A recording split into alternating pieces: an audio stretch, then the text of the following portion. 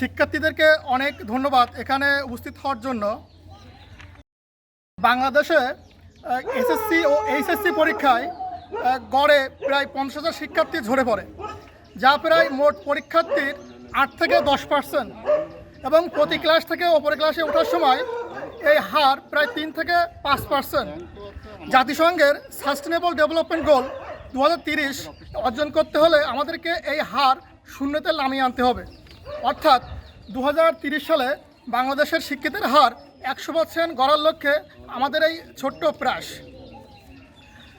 এই মহৎ কাজে সহযোগিতা করার জন্য এলাকার নেতৃবৃন্দ এবং আমার দেশি বিদেশি বন্ধুদেরকে অনেক ধন্যবাদ জানাই। করোনার জন্য আমাদের অনুষ্ঠানটা সংক্ষিপ্ত করাকে সব স্টুডেন্টকে ধন্যবাদ দিয়ে আমি আমার সংক্ষিপ্ত বক্তব্য এখানেই শেষ করছি।